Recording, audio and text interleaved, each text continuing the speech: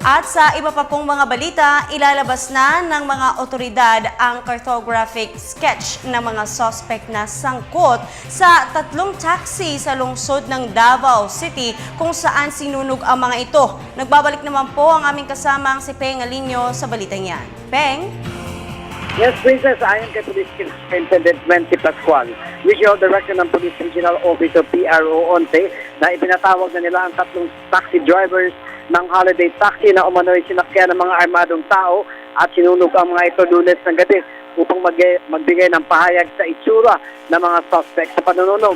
Anya, mga sakay umano ng 3 taxi ay mga armado na maiksing armas at sumakay mula Davao City at nagpahatid sa Panabo City, Davao del Norte.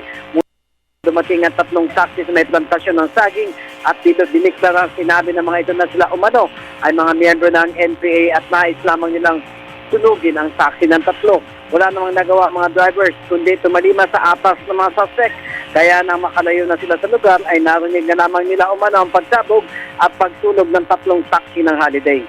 Wala naman anyang natatanggap na extortion letter ang may-ari ng holiday at hanggang ngayon ay wala pang pag-amin dito ang NPA.